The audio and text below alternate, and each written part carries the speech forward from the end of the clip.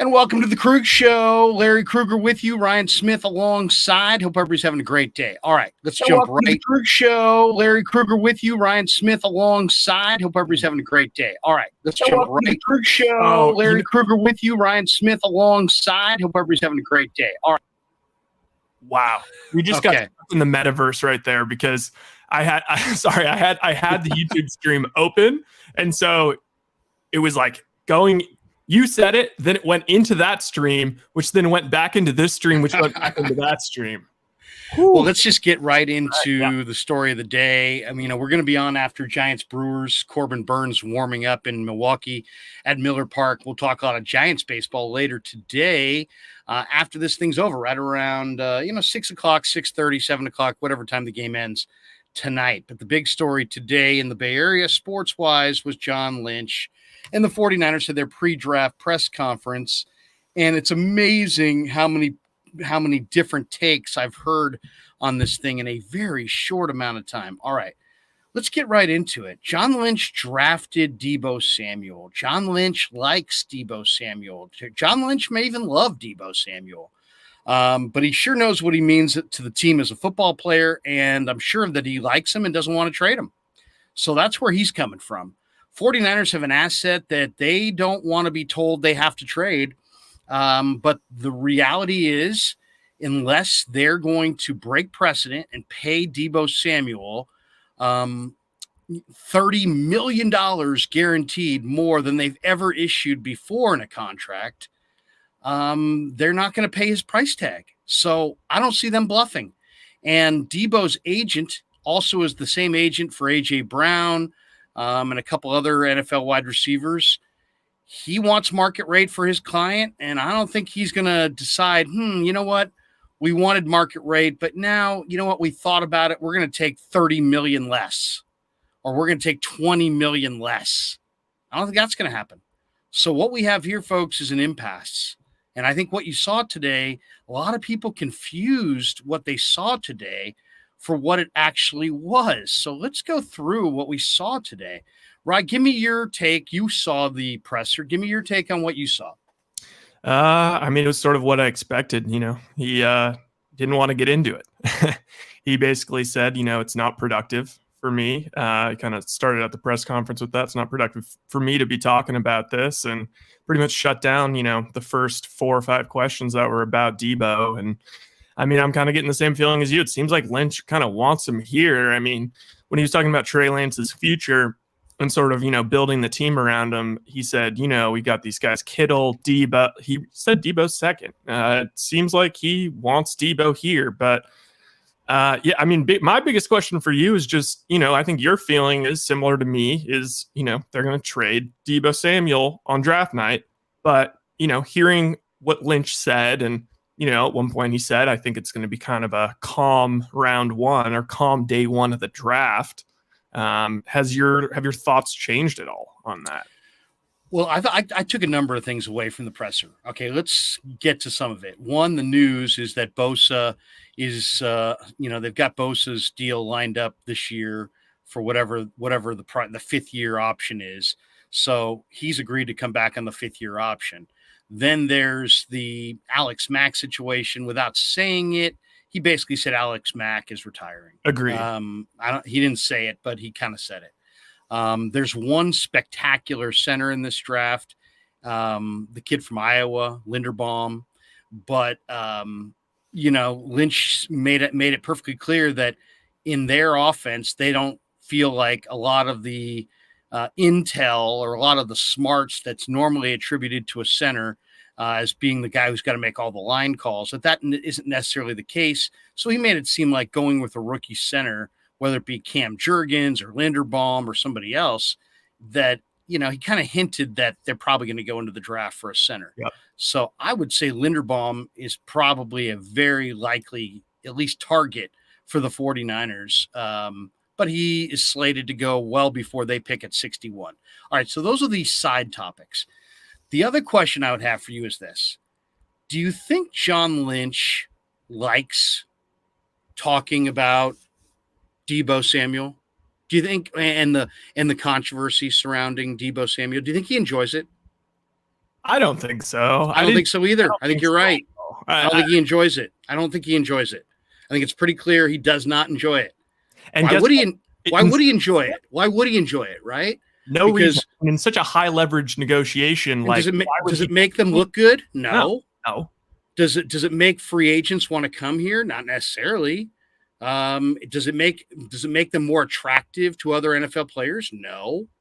Is there any advantage at all in having public Deebo conversation or going through this exercise? No, there's nothing. There's nothing to be gained from this.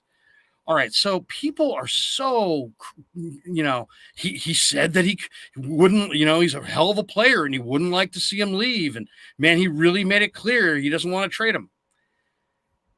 Steve Keim is the Arizona Cardinals general manager. He just came out in the last week, and there was a bunch of rumors about Kyler Murray being traded, and he sat down at the press conference. He said, all right, guys, before we get rolling, Kyler's not going to be traded.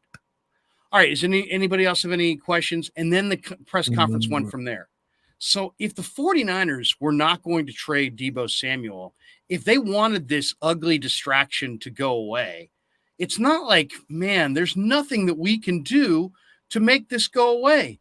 There's nothing that we can say. There's nothing that we can do to make this whole thing disappear. And wrong. They could easily make it disappear. They can make it disappear in a second. John Lynch could have sat down in front of everybody and said, you know what, there's been an awful lot of conjecture, an awful lot written. We love the player. And just so everybody is clear, so there's no ambiguity in this, Deebo Samuel will be a 49er. Deebo Samuel will not be traded. Deebo Samuel will not be a Lion, a Raven, a Bengal, a Jet. He will be a 49er. There's no ambiguity in that. And that puts everything to bed.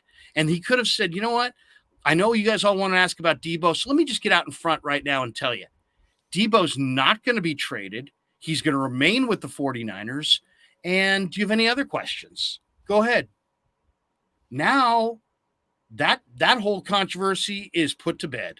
And there'd be no more conjecture, no more rumor mill, no more YouTubes, no more discussion, no more anything about Deebo being traded because John set the record straight at the presser. But he didn't say that. So sometimes people need to think a little bit about why GMs do what they do and why they say what they say. They don't like the conjecture. They don't like the distraction. It doesn't make them look good. It doesn't earn them good brownie points with their players. It's not beneficial to them in the short term, medium term, long term. There's nothing positive that really comes out of the 49ers and Deebo have this, is he going to be traded thing out there. There's no advantage to this. It's all a disadvantage, a distraction, and a negative. And he could have put all of that officially behind him today by just stating Deebo is and will be a 49er and won't be traded. That's it. That's a wrap. On to your draft questions, on to the priorities, on to whatever else you guys want to discuss. But you're all here, and I know you're all here for this, and I'm going to put it all to bed and say goodnight to the Deebo conjecture and goodbye to the Deebo trade talks, and you guys can all focus on something that makes us look good, something positive, something uplifting, something that won't make our fans nervous, and that's the draft in the future. That includes Deebo Samuel. But he didn't say that. Now, why didn't he say that? Because there is no advantage to saying that unless it's the truth. The truth is you're going to say great things about Deebo, and you're going to say great things about what it would take to get Deebo. I'll tell you, he's a great, great player. We love him, and I don't see any way he walks out that door. Well, that's telling the Jets and Joe Douglas, hey, Joe, you want to part with the 10th pick?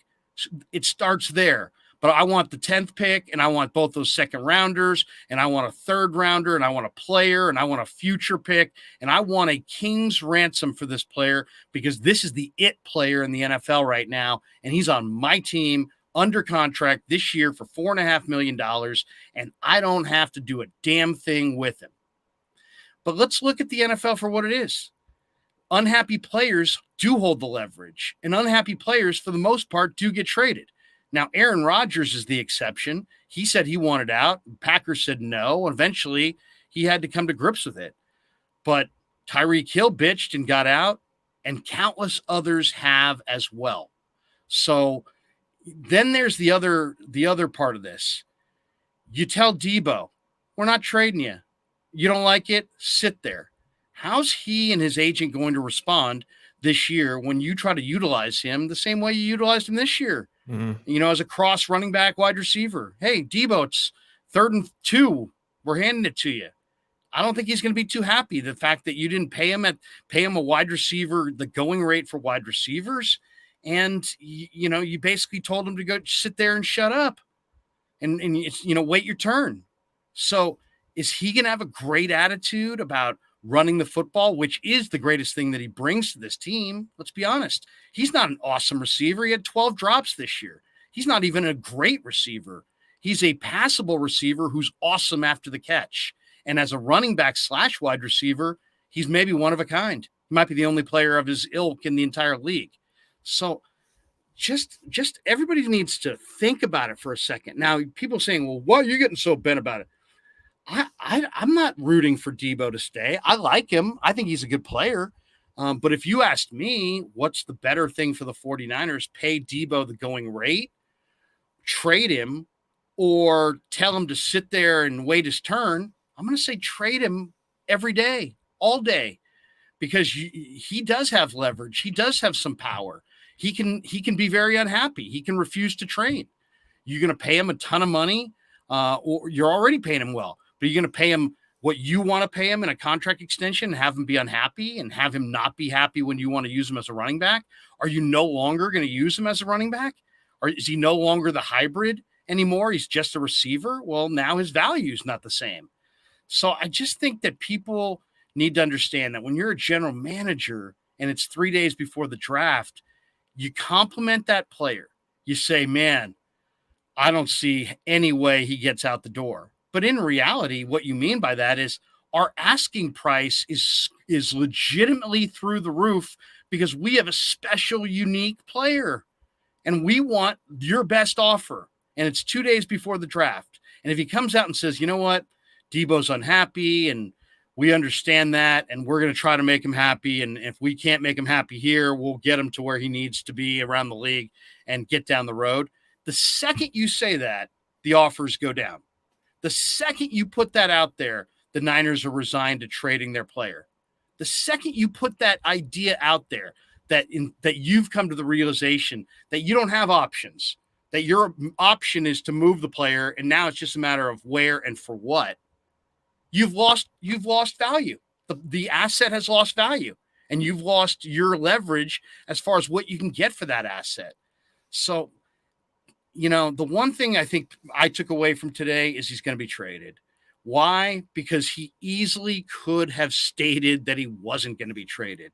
And what's the downside? If by chance John Lynch and Kyle Shanahan and Jed York were totally convinced that they were not going to trade this player, that they loved him, that he was going to be here, that he's a foundation piece, and they came out today and said, you know what, Bay Area media, he's not going to be traded. Despite all the speculation, despite what he's saying, despite what his agent or relatives or anybody else may be saying, Deebo Samuel's not going to be traded. What's the downside of that? If you're planning on keeping him, there is no downside. There's no downside. Does that hurt negotiations, like in terms of money? Like so you're not going to trade me. So now, like, are they thinking, then Deebo and his agent have us over a barrel when it comes to contract negotiations? It doesn't really, I don't read it that way. I just read it as we're not trading the player and we're going to negotiate a contract. Okay. And they can ask for what they ask for, but you can offer what you can offer. And if he wants, he can hold out. But I don't see that happening. That seems to be kind of one of those things where if you hold out, your contract never expires. So There is no holdout anymore, essentially, right? Because you're never moving the contract forward, because they basically eliminated that loophole where you could hold out and then become a free agent. He can't hold out. He's got to play. His contract is frozen. So he's going to be traded on Thursday night. I don't think there's any question. It doesn't make me happy. I love the player. I think he's a very special player, and I love rooting for him. I've been doing the 49er pregame and postgame show for a decade. It doesn't make me happy to say goodbye to a great player, a player that I really enjoy. It doesn't make the 49ers a better team. So I'm not taking any joy out of saying he's going to be traded. If anything, like all of you who are Niner fans, it brings me disappointment, right? I don't want one of the best, most exciting, fun players in the entire league that happens to play on my favorite team to be dealt. I don't want that. But then you got to ask yourself, what's the smart play? Is it smart to give Deebo Samuel, a wide receiver that you're utilizing like a running back? Is it smart to pay him $70 million guaranteed? And then I would say if Parag and John and Jed and Kyle, they were all in a room and they asked me my opinion, I would say no. It is not smart to pay Deebo Samuel $70 million guaranteed. You're running him up the A gap in short yardage. That means he's going to have a short shelf life. If you said to me, Krueg, give me your professional opinion, how many years like last year does Deebo have in the tank? I'm going to tell you 2 for sure, maybe 3. And an outside shot, if everything broke right, 4. So he's 26. His 27, 28 seasons, I think, were going to be outstanding. 29, not sure. 30, doubtful, but possible. After that, downhill. So I think his best value is right now. But if you're asking me what I would do with him, I got to know what kind of offers I can get. If I can get the 10th pick in the draft, I can turn that into a late first and a mid-second round pick. Now I've got 2 picks for him, but I would want a whole lot more than a 10th pick in the draft. I want 10. I want both their second round picks, and I want a day 3 pick, and I probably want a Denzel Mims as well. I want a replacement player. I want a day 3 pick. I want your 2 number 2s, and I want the 10th pick in the draft. And that's where the conversation starts. And I'm not in a mood to dicker. So that's where it is. So you want them? If not, guess what? I got the Ravens over here, and they got 2 number 1s. And I got the Eagles over here, and they got a boatload of picks. And I got other teams that are knocking on the door. Why? Because this isn't just a receiver. This is the hottest item in the league today. This is, in a copycat league, the player that everybody's trying to find, trying to replicate. Treylon Burks from Arkansas is going to go 35 picks higher than he probably should have in the draft this weekend. Why? Because he is the player that most closely resembles Deebo Samuel. And right now, Deebo's hot. Deebo's popping. People want a Deebo. Is his value ever going to be higher? Even if he comes, his value is never going to be higher than it is right now.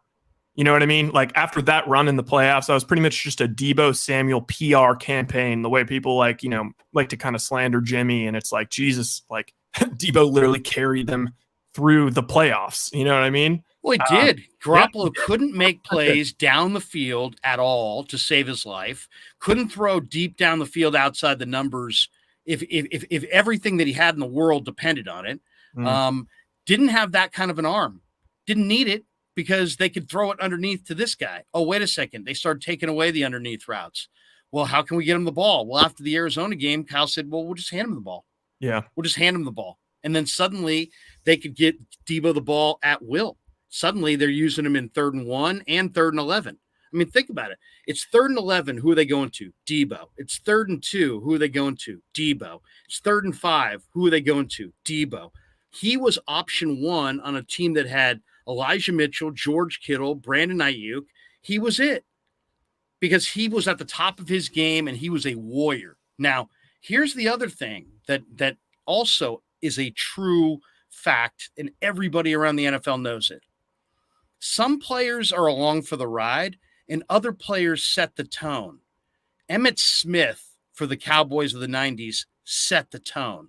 Charles Haley for the Niners of the 80s and the Cowboys of the 90s set the tone.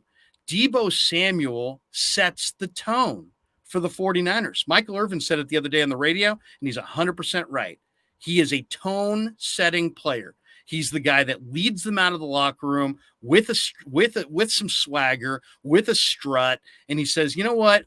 Follow me, guys. I'm leading the way." And that has value, and everybody in the league wants that. And they know what that looks like, and they saw it. They saw that value. They saw his leadership. They saw his swagger. They know that he's the tone setter, and they've seen the Niners use him in every way imaginable.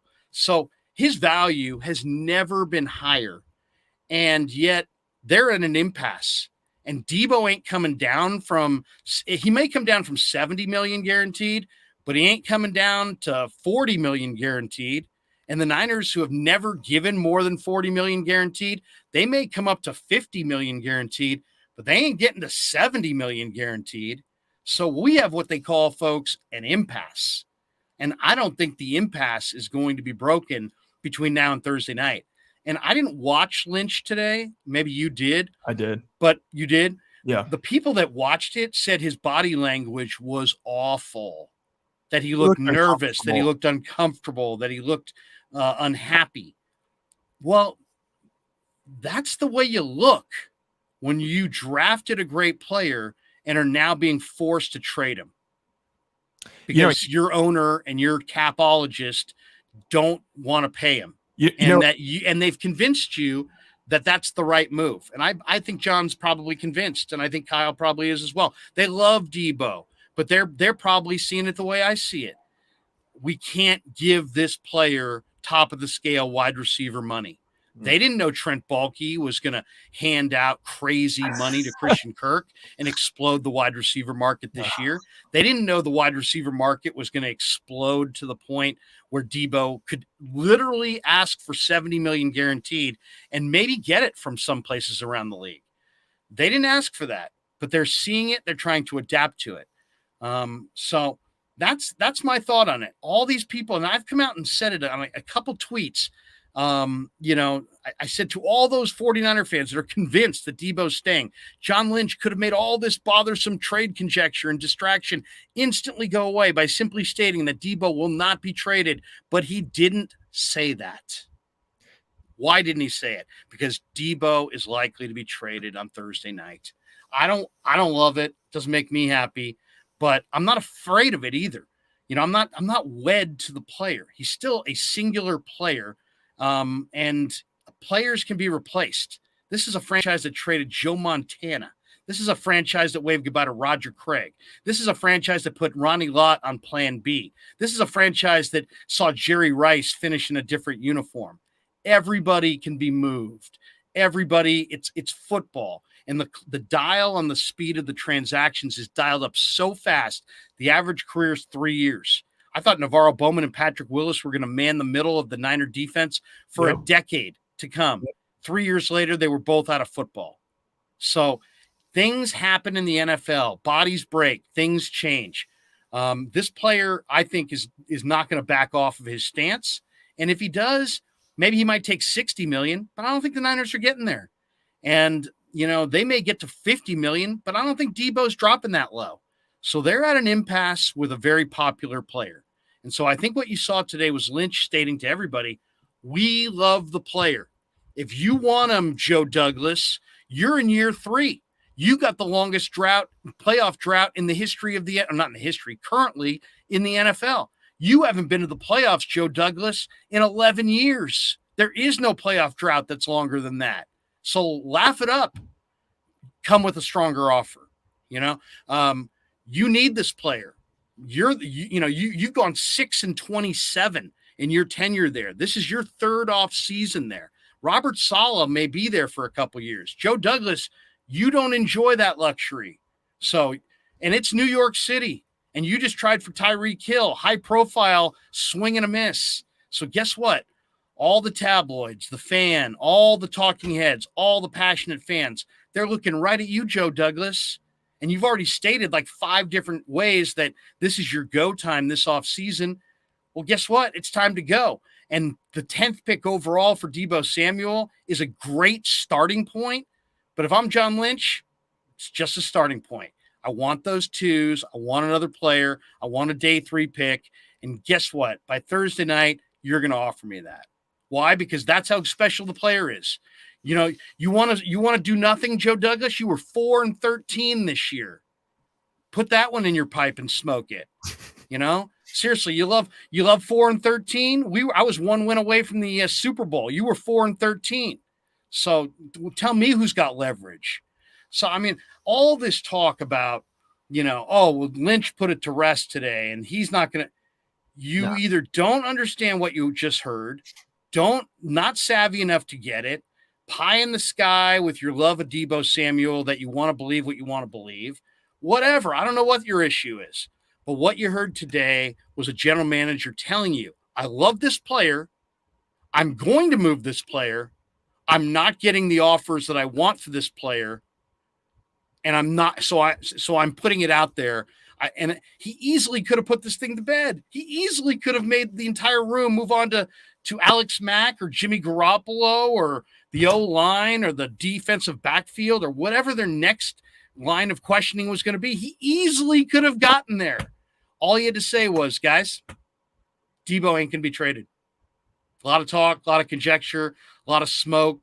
I get it. I understand. It's a negotiation. These things happen. But let me just say it. No ambiguity. Read my lips. Deebo won't be traded. Deebo's going to be a Niner. Didn't say any of that.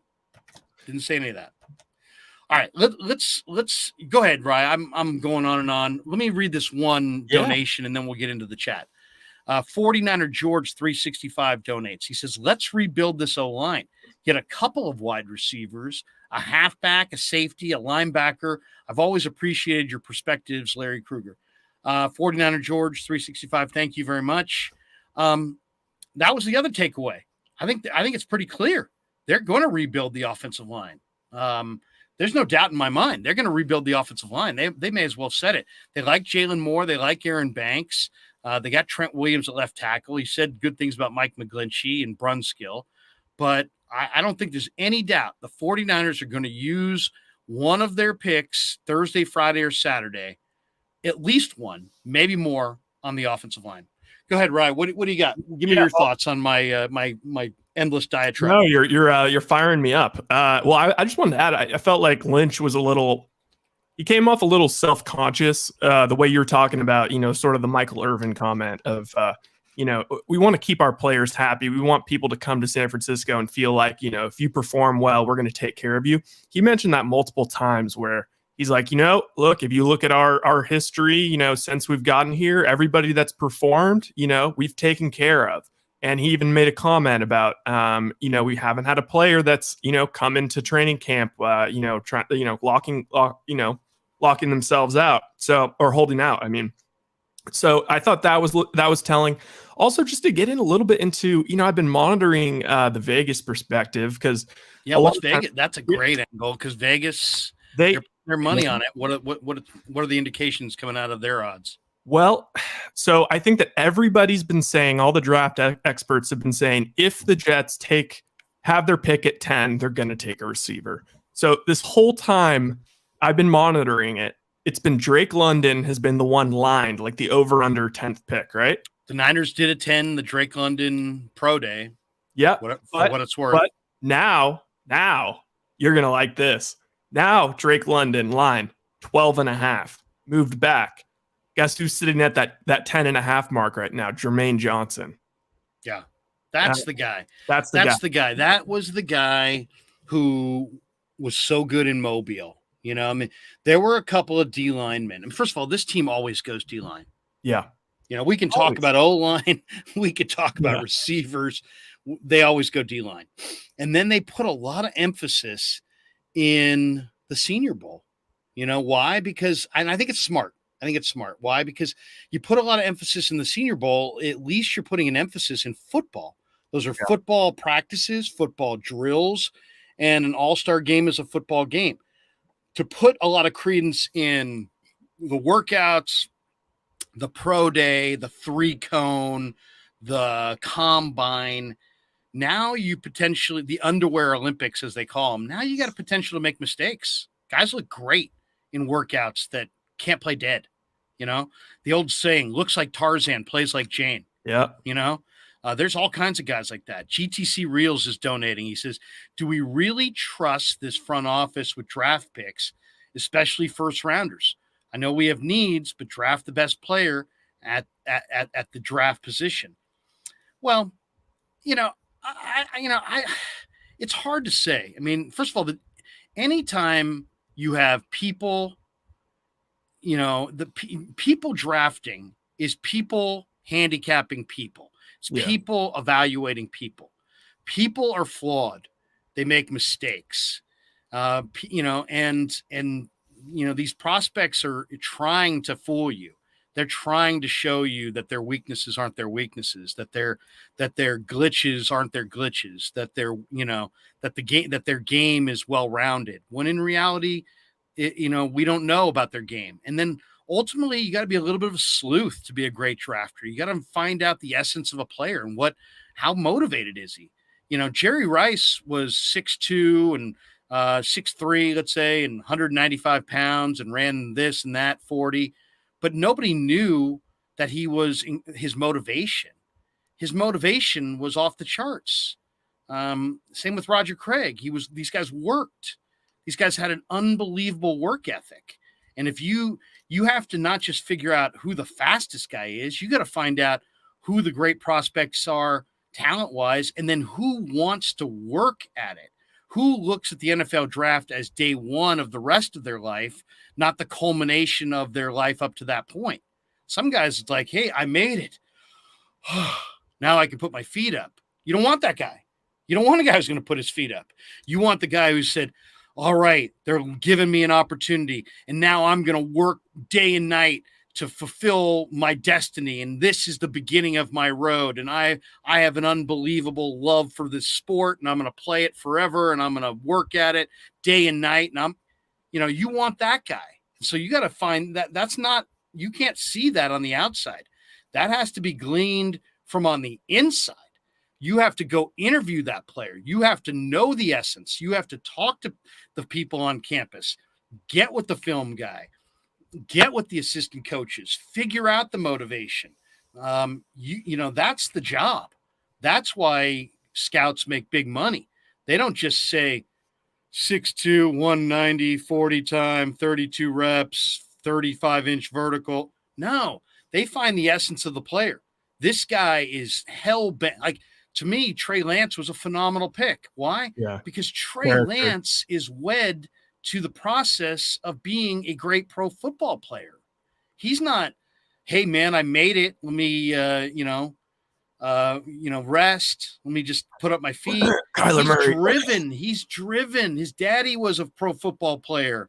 He understands you got to get up early. You got to stay late. You got to be the first guy in the building. You got to be the last guy out. You got to lead. You got to make no excuses. It starts and stops with you. So he gets that. And I think the Niners correctly identified Trey as that guy, as the guy he's not just the right guy because of this or this. He's the right guy because he's got all of it. You know, he's got the desire. He comes from within. Now, a lot of this is beyond some people. I get it. But let me just say this.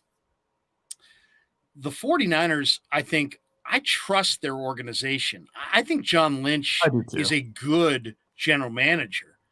You don't have the kind of roster depth that the 49ers have with John Lynch being some subpar general manager. So let's put that to bed. John Lynch is not a meh or he sucks.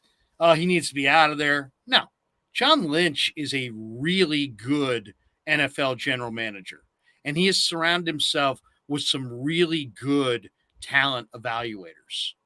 That's my opinion. Now, have they swung and missed at times in the draft? Yeah. Most of those have been on offensive players.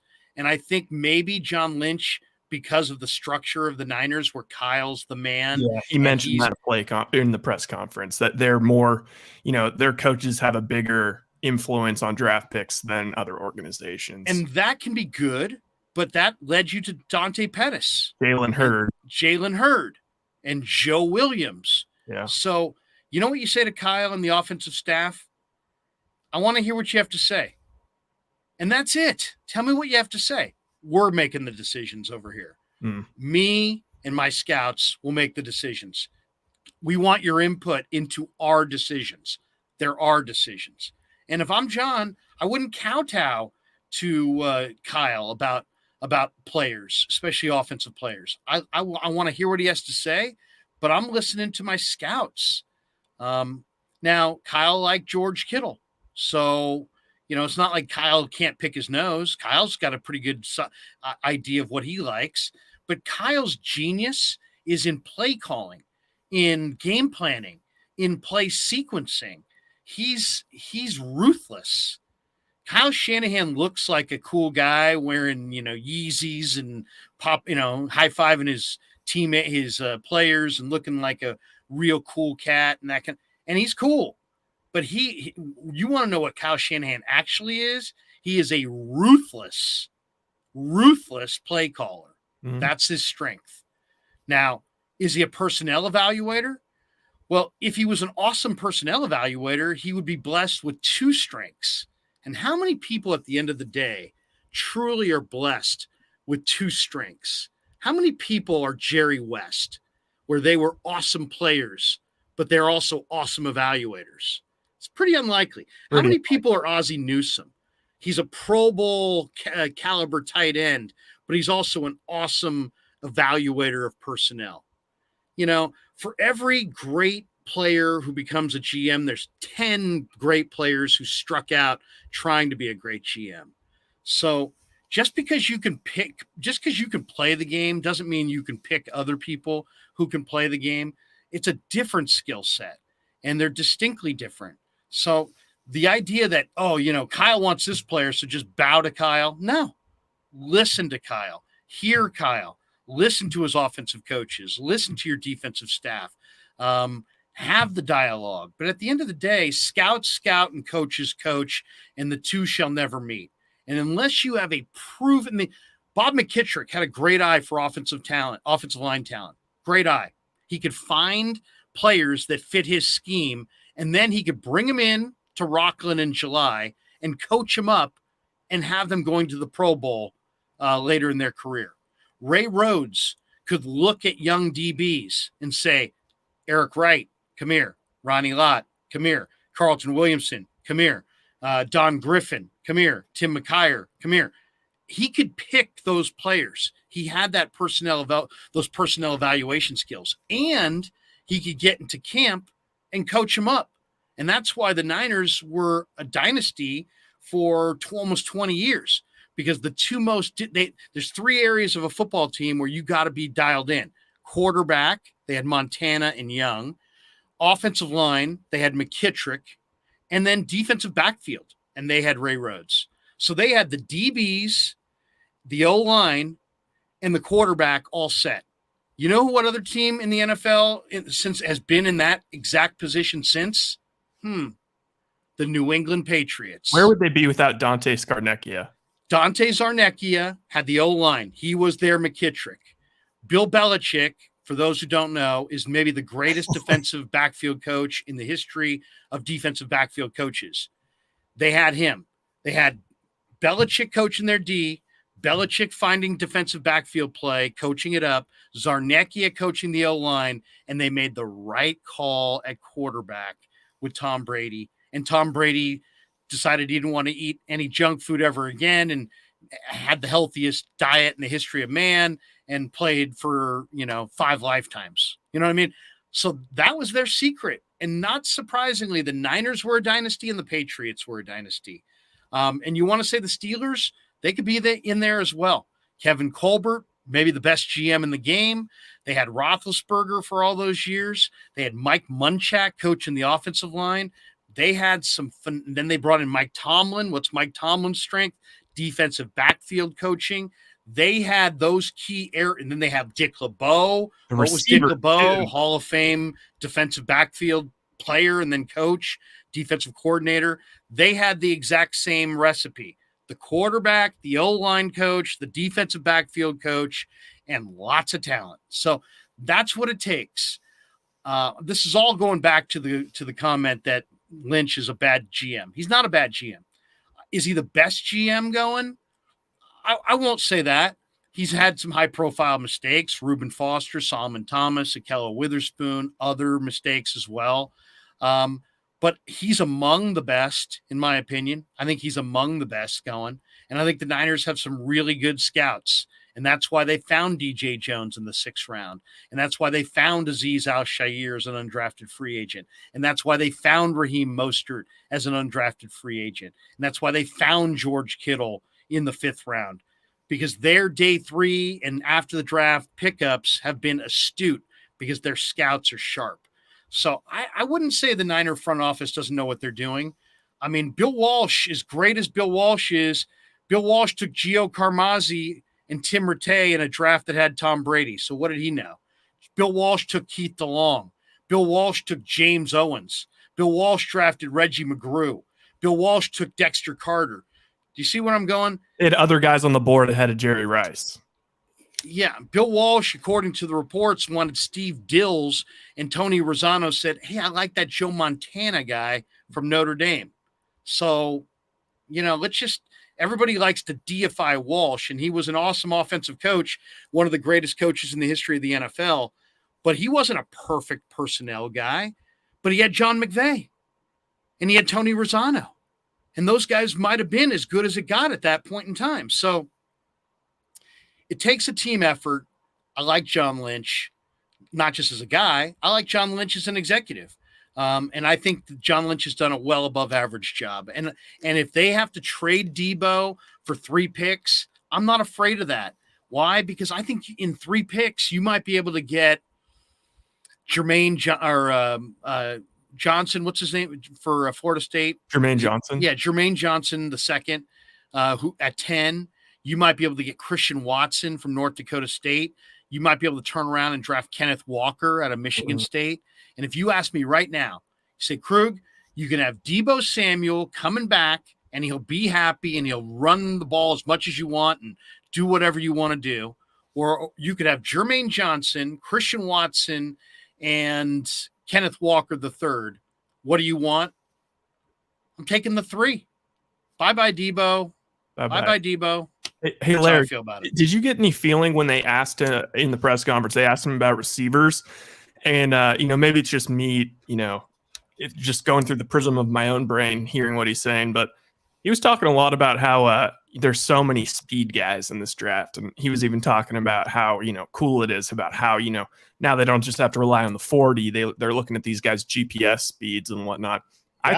I think that, as much as I love Deebo and, the chances There's a lot of speedy receivers, Danny Gray, SMU, Christian Watson, North Dakota State. I think we need a speed guy with Lance. Cause I mean, we never really saw it. Maybe Deebo can do it, but he just doesn't seem like the kind of guy that really, he's fast, but gets that crazy separation and is just a burner down the field. With Deebo, they need a Danny Gray. They need a home run hitter to create space. Without Deebo, they really need multiple guys. They need, but they still need that speed threat. They tried to use Travis Benjamin in that role.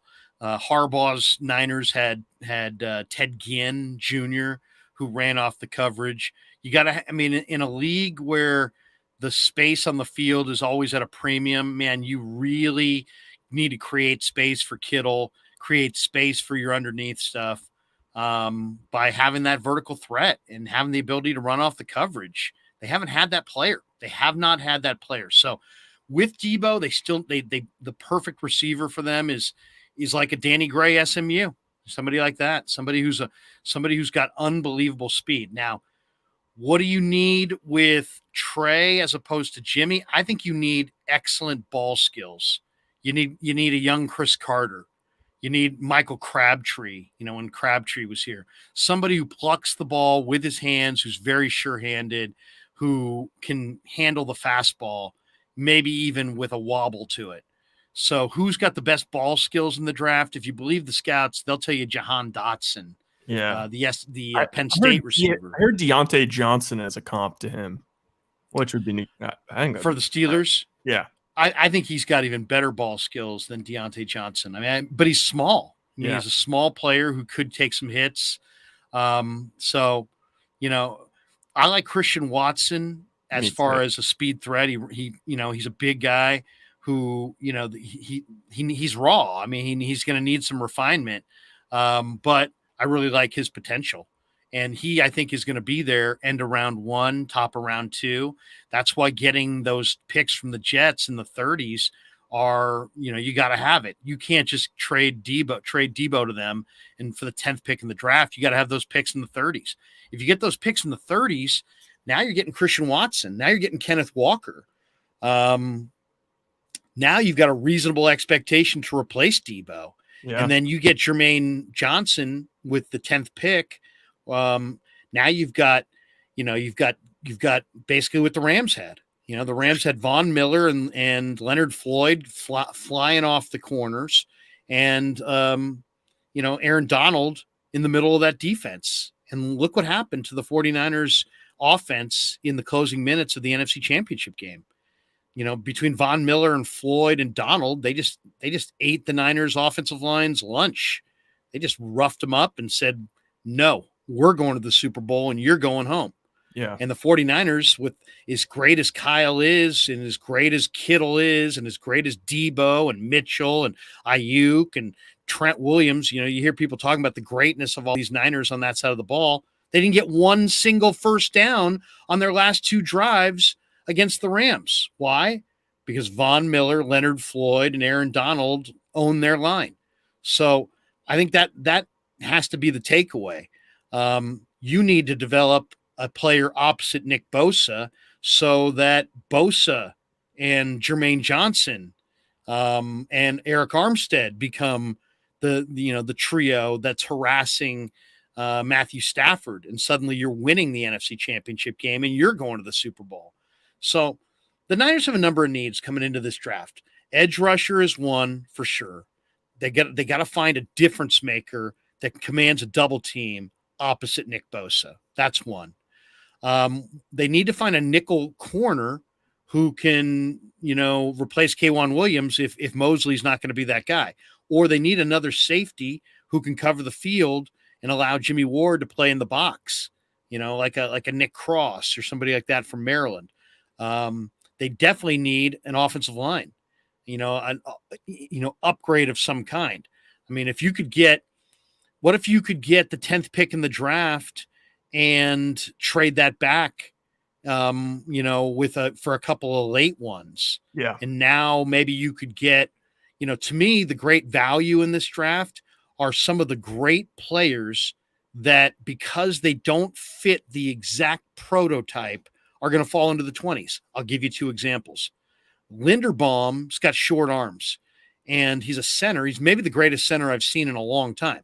I mean, this guy will get to the edges and block guys. He's got great speed. He's got unbelievable tenacity. He's a plug-and-play 10-year starter at center if I have ever seen one. I mean, this guy is as safe and as solid a prospect. But because of the short arms, he's not going 10 or 15 or 18 or 19. He's probably going 32 or maybe 41. He's going to be there in the last 5 picks of the first round. Maybe even he'll be there when they pick in the 30s if they get those Jets picks. But Linderbaum is right there. Now, he's a great prospect. As I said, trust me when I say this. This is one of the best offensive line prospects I've ever seen. Why is he there at the end of the round 1? Short arms. So if you feel like the short arms make him a lesser player or a compromised player in the NFL, you stay away. But if you feel like that's just a glitch that teams are pointing to and that he's still going to be an awesome player, then don't worry about that. I would not be concerned about the short arms with Linderbaum. He's not a left tackle. He's not a right tackle. At tackle, your arm length means everything. It's the geometry of getting to the quarterback. Inside, your tenacity and your toughness and your smarts, I think, are so much more important than your arm length. So Linderbaum, to me, is a great player who they could get at the end of round 1, beginning of round 2, because he doesn't fit the profile. The other one is Nakobe Dean for Georgia. Georgia had the best defense in all of college football this year, and it wasn't close. And that kid is the best defensive player on the best defense in all of college football, and it wasn't close. Nakobe Dean is a Derek Brooks. Nakobe Dean's a Roquan Smith. Yeah. Nakobe Dean's a Navarro Bowman. He's slightly shorter than what you want. Think about Navarro Bowman. Navarro Bowman was an elite linebacker with unbelievable movement skills who played at Penn State. That's linebacker U. Nobody coaches backers better than they do in Happy Valley. And Bowman was productive there, but he still didn't go in the first round. Why? Because he was too short. He was too short. He was, instead of being 6'3", he was 6 feet. He was 6'1".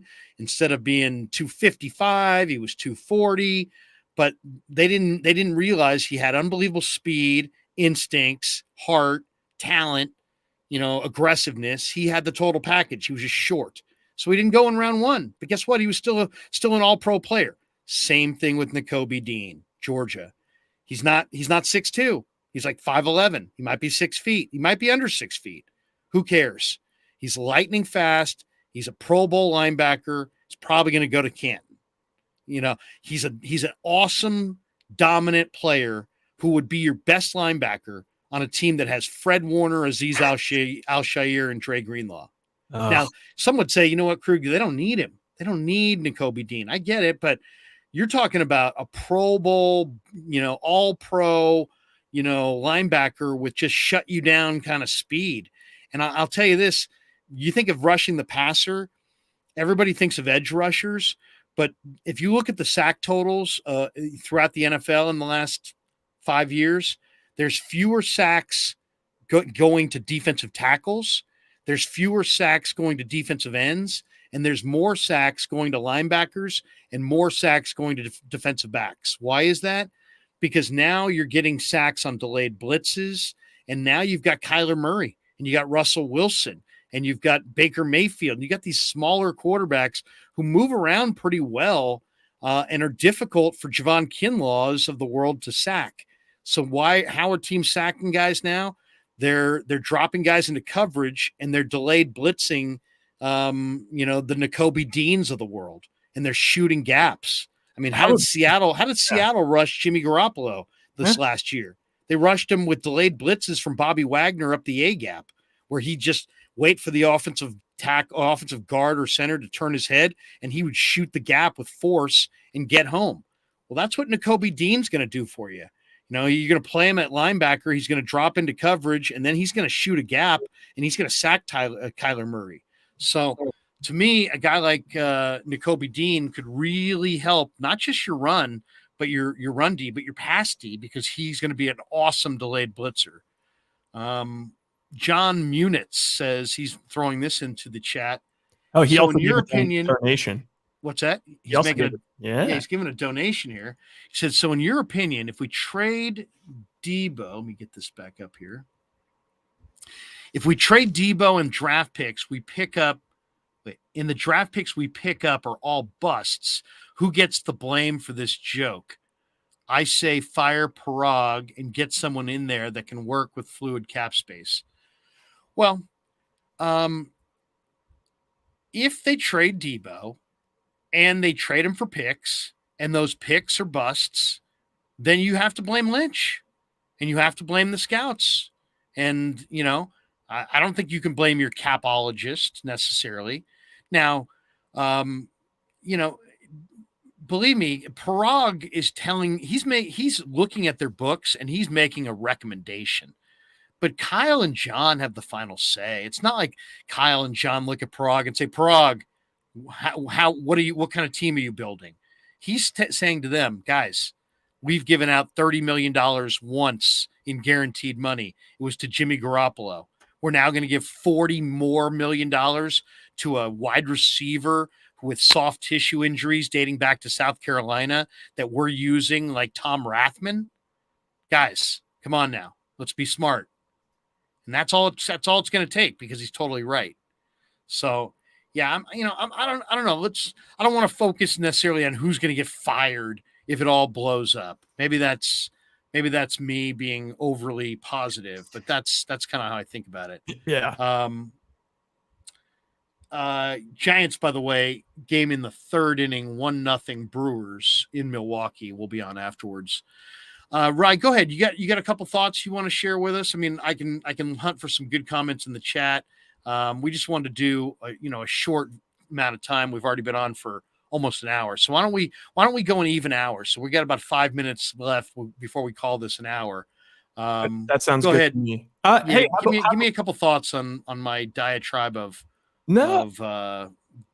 I so agree with passionate discourse. I so agree with everything you're saying. I mean, I just want to make sure we hit on everything. I mean, we definitely hit on Debo. We hit on Alex Mack. I think 100% he's retiring. That was the between the lines thing. And that's why the Linderbaum thing is so. Yeah. And even, I mean, he was talking about a rookie and bringing in a rookie. And wouldn't it be nice to pair Linderbaum and Trey Lance for the next 10 years? I guess probably. Oh, did you hear when Grant asked him about all the criticism about him having so far all season? I thought that was funny. What did he say to it? He was just like, yeah, I mean, that's the talk, but we this was our number one goal was to get a top flight corner, and that's what we did. And a lot of people see Jimmy's money as a prohibitive thing, but he basically said it's not, and whatever. But yeah, so that kind of leads me into the last thing is we've really beat the Jimmy thing over, as much as we, over the past year, it's been nothing but Jimmy. But what did you think about his comments on Jimmy? Did you think it was kind of a similar situation where he was like, we're not just going to give this guy away and whatnot, and he's sure we can have his money on the books, it's no problem? Do you think that's just him, posturing in a similar way with Deebo, where he doesn't want to, he's not going to give him away. He wants to make it seem like there's a chance that we actually roll with Jimmy to try and get a better trade value? Well, I mean, I don't know what's going on there. Yeah. I here's my inkling. My inkling, it has something to do with the fact that Seattle traded for Drew Lock and is sitting there with an open quarterback spot. And the last thing the Niners want to do is cut Jimmy or be forced to cut Jimmy and then play him twice a year in the division. And I mean, if you want to get fired, just cut Jimmy, have him go to Seattle, and then have Seattle sweep you this year. Yeah. And then the drumbeat will be Lynch has got to go. So Lynch is not a total fool. I think he understands that that's the dynamic. Some people are like, oh, let him go to Seattle. Who cares? Bring it on. That's not typically the way teams think. They're more conservative than that. They don't want him to spill their you want him to bring plan. The whole playbook to Seattle? Yeah, they don't want Jimmy in Seattle. I mean, that's my thinking on it. Jay Hutch, what's Jay Hutch's comment here? Let's see. Let me get down to Jay Hutch. We got a lot of people in the chat today. Oh, he said the Yorks and Prague need to go. Yeah, 49er George 365 donates. He says, I didn't see Lynch's presser, so thanks for breaking it down, Larry. Well, yeah, I mean, and believe me, there were people that saw it that didn't see it. I know. That heard it, that didn't hear it. It was like, you heard it, but you're just taking everything at face value. You're not filtering it. Filter, people. You have to filter. It's draft week. It's lying season. Everybody's lying. You have to think about not just who's saying what they're saying and why are they saying it. And then remember this at the end of the day, that John Lynch doesn't enjoy this. He's not having fun. Do you think he likes Deebo Samuel trade rumor questions? No. Do you think yesterday, as he was at home with his family, he's like, oh, man, can't wait till tomorrow at noon. I get Kawakami and Cone and Barrows and Mayoko, and they're just going to be firing questions at me, and it's going to be awesome. I can't wait. No, he doesn't enjoy it. So he understands that it's a job and he's got to do it. But he wants this Deebo thing to go away. And if he could make it go away, he would have. And so he easily could have just said, guys, Steve Keim did it with Kyler Murray last week. Hey, guess what? A lot of talk. Kyler ain't going anywhere. All right, what other questions do you have? Go ahead. Kyler's not going to be traded. I mean, imagine how today would have been different if he started with, "Hey guys, there's been a lot of talk, so I just want to put this all to bed, so there's no ambiguity, no more questions, no more conjecture. Debo, we don't have the deal done, but he's going to be a 49er. I guarantee it. We have him under contract. We will not be trading this player. We don't want to trade this player. We don't plan to trade this player. And I don't, I'm not going to trade this player. That's it. It's on to Alex Mack. It's on to Jimmy Garoppolo. It's on to how you're going to fix your O-line. Where's Trey working out? It's on to all these other questions. But he didn't say that. And he didn't say that for a reason, because he knows he's not going to box himself in by saying something like that. That's why he also didn't want to talk. I don't want to get in. I don't want to answer a lot of questions. Why? Because I don't want to lie to you. I won't lie to you, but I don't want to show my hand. If you're asking me, where is he right now? This is where he's at. Everybody knows that he's likely to trade Debo. There's a bunch of teams interested because Debo's that special of a player, and John hasn't gotten the deal that he wants yet. But guess what? Something tells me by Thursday night, I don't know, maybe around 7, 8 o'clock, he will have it. You know what? We got offered something we never thought could ever be offered to us. Mm. And you know what? It could still be, I mean, the talk in the last 24 hours, Rye, was that Lynch wants 2 1s. Yeah. Right? 2 1s for Debo. All right. So let's just say, the Jet, he can't get 4 and 10, but maybe that's what he says to the Jets. I want 4 and 10. I want 2 1s. The Jets say, no, we don't want to do that. We don't want 4 and, we don't. All right. Well, then trade. Then you trade 4 for 2 1s. And then we want 10 and one of those 2 1s that you get back for number 4. And let them maneuver around the board for this player. Let them, there should be some pain involved. If you're trading for, a ready-made player there's a lot of growing pains with rookie wide receivers. If you're going to avoid all those growing pains and get right to an all-pro type player in the prime of his career, you're paying through the nose. Yeah, you're paying a premium based on that. You don't have to develop this player. You don't have to wonder if this is one of the multitude of wide receivers that have come into this league and been a huge bust. Yep. You know that the receiver you're getting isn't a bust. So that's worth more than the 10th pick in the draft. So if I'm John Lynch, I want 10. I want both those picks in the 30s. I want Denzel Mims. I want a day 3 pick. And that's what I want. And I'm not taking anything less than what I want. So I just think that the Jets have a lot of motivation. Douglas is probably fired at the end of the year if they don't turn it around. If they don't pick the right combination of players in this draft, they probably have another sub 500 year. And they're in a tough division. New England's good. Buffalo's good. Those are 2 of the better teams in the AFC. The media is intense in New York. And they don't have a big time receiving core right now. They're leaning on guys like Braxton Berrios. You want Deebo Samuel, you got Braxton Berrios, buddy. Chad Hansen. You got Denzel Mims and some question marks. You don't have this player. Think about how embarrassing it is as a Jets fan to see, you're New York, you're a proud sports city. They offered the same thing as that the Dolphins did to Tyreek, and they got stood up at the altar. And now it's like you got to make something happen. You can't just let Miami add Tyreek Hill and you just end up with a goose. You end up with Drake London. No way. No, can't do it. All right. Giants now batting top 4 going up against Corbin Burns. Dude, how nasty is Corbin Burns? Oh my God. That's why I'm scared. We'll call it right here. Thanks to everybody in the chat. Sorry I didn't get to all your comments. Lots and lots and lots of comments here. Ryan and I are going to take a little break. It is 4:15. I'm going to watch the rest of the Giants game. So join us again on the next edition of the Krueg Show. That's going to be coming up right around. This game started at 3. Probably going to end around 6. Yeah, probably around 6. Maybe a little bit before, huh? maybe right around 6 o'clock we'll be on, and we'll do another hour, and we'll talk Giants. We'll look ahead to Golden State's playoff game, and we'll talk more about this. Debo Samuel, John Lynch's presser, the reaction to it. But that's my take. That's my thought on it. I love Deebo, but I'm not crushed if he's got to leave. I'd be more crushed if they trade him for picks and then swing and miss on those picks.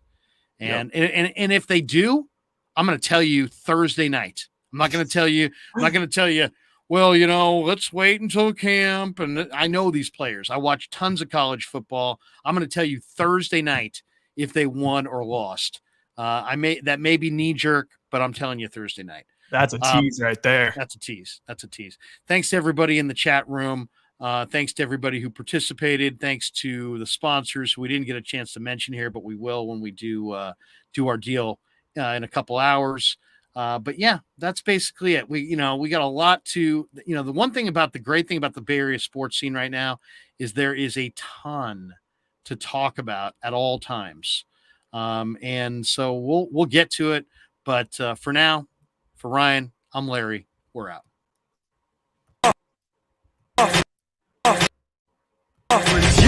Never met a man I've been scared of. Careful, you gon' get exactly what you asked.